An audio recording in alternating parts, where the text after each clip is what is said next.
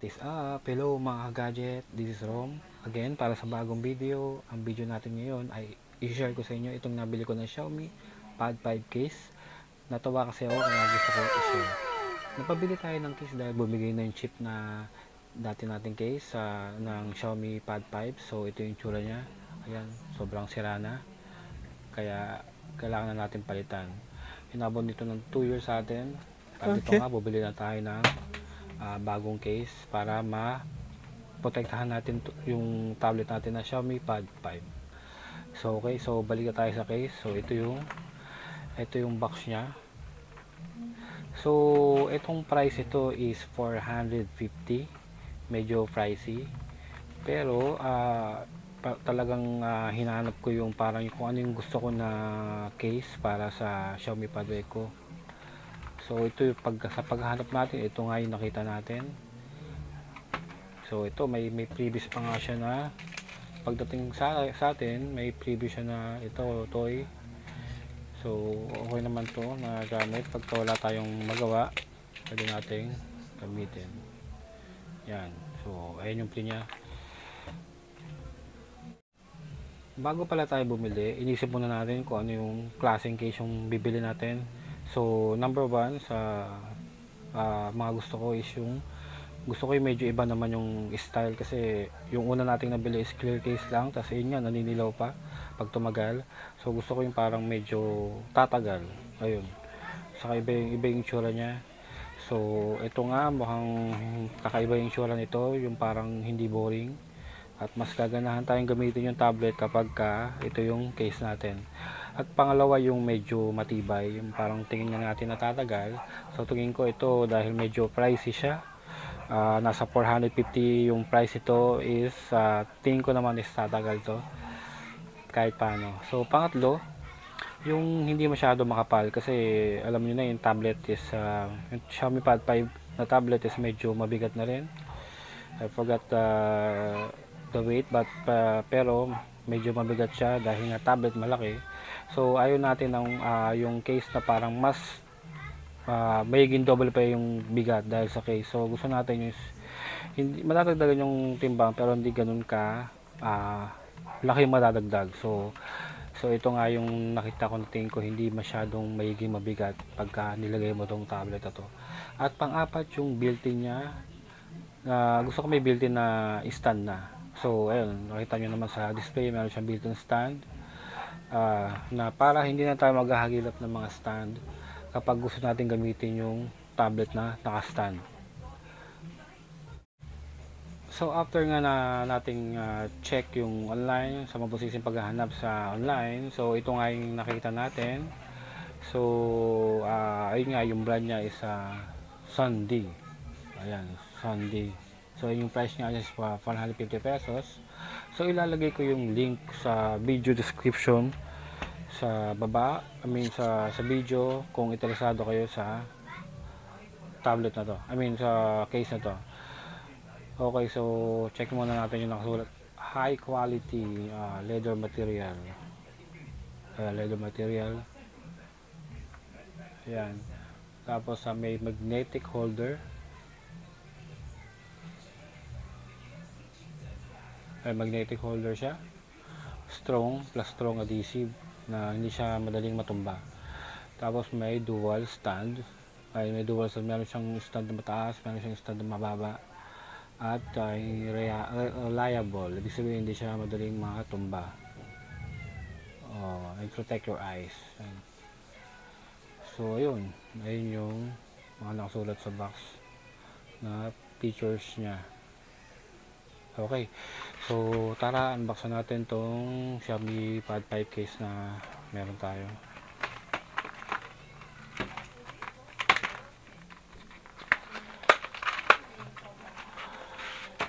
Okay, ayun na.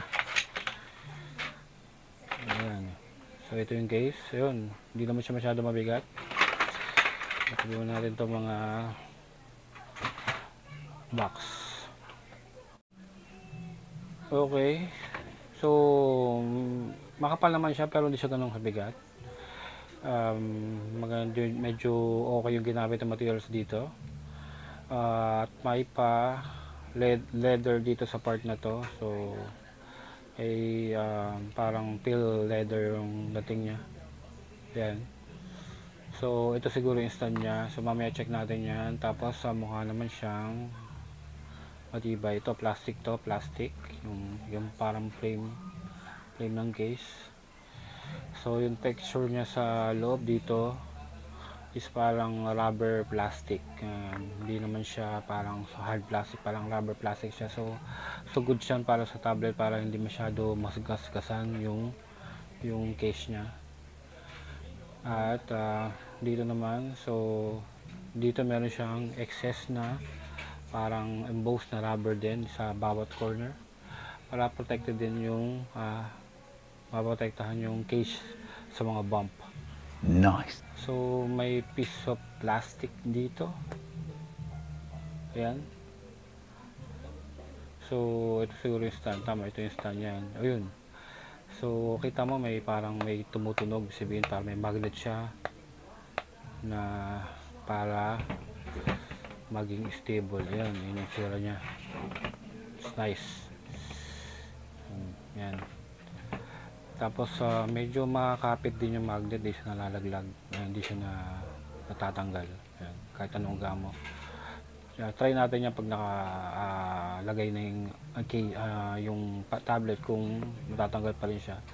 So ito yung isang klase ng stand. Yan. Okay, so may mga butas siya rito. So para may lumalabas na hangin, para hindi siya magmumuhay sa loob. Ayun yung purpose yan, para yung mga makakahinga yung tablet natin. So try na natin lagay yung tablet sa case. Okay, so ito na yung Xiaomi Pad 5 tablet natin. Yan. Medyo naprotektahan naman ng unang dati nating case, pero nasira na, kaya ito na. Dito na natin siya ilalagay. So kailangan parang susuk muna natin sa unahan. Mag-fit yan. Yun. Ayun, nailagay na natin. So buksan muna natin.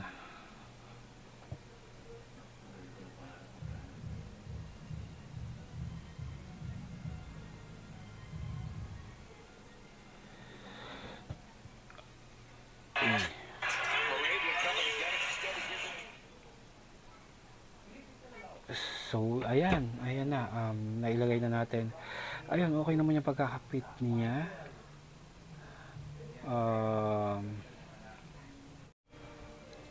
Okay, well fitted naman yung gawa ng case sa tablet. Ayun, wala siyang so wala siyang excess na space para lumuwag yung malubog para hindi siya ganun kaluwag. So yun, tama-tama yun. Makita mo, masigib talaga siya. Then ayun, check natin yung stand. Ito yung stand nya. Ayun. So ito nga yung magnet nya, medyo makapit. So tingnan natin kung natatanggal. Ay, hindi siya natatanggal. So try natin stand. Yan, ganyan yung tsura niya pag naka-stand sa medyo mas mataas na slant. Tapos kung sa yung isang stand niya na mas babang slant is ganyan.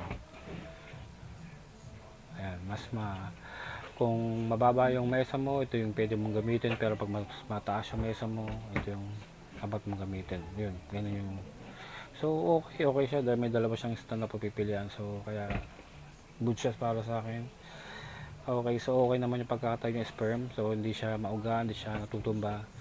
So maganda yung kapit ng magnet. Kaya okay sa akin yung stand nito. So I like it so far. So dahil hindi siya mauga, service purpose. So nagustuhan ko tong Xiaomi Pad 5 case na nakuha natin, nabili natin. So tingin ko tatagal naman to dahil makapal yung plastic at yung price nga is medyo pricey, kaya dapat sana lang tumagal. So ayun lang yung ano ko, yung concern ko, medyo pricey yung price niya, pero kung sa ano naman, yung sa build naman ng case na to is worth it naman, dahil makapal siya, matibay, mukhang matibay, tapos yung stand niya hindi mauga, tapos hindi siya maluwag sa sa tablet. Okay naman yung cutouts nito. Ito yung mga cutouts niya, yung pagkaka-fit niya sa camera, yun sakto naman, yun sa flash. Then dito sa mga butas dito, ayun, dito sa pag-charge yan. Yan, gitnang-gitna naman, okay naman. Sa mic, yun. Sakto naman siya sa mic. Sa speaker, ayun, yung butas sa speaker, sakto siya. So, goods yung pagka-cut ng mga butas pala dun sa mga ah, mic niya, at yung port, at yung sa camera. So, para sa akin, this is a very good buy for me. So, I hope nakatulong ang video nito kung naghahanap kayo ng case para sa Xiaomi Pad 5 tablet. Kung yung ibang tablet, meron din pala silang ganito, ang alam ko. So, check nyo rin sa online, sa shopping online, kung meron din yung tablet nyo na ganitong klaseng case. So ayun lang muna sa ngayong araw na to, yung video natin. So bago pala ako magpaalam, ma-appreciate ko kung makapag-subscribe kayo sa aking channel, at i-like at i-click nyo ang notification bell para ma-notify kayo pag may bago tayong videos. So kita-kita tayo ulit sa aking next video. Peace!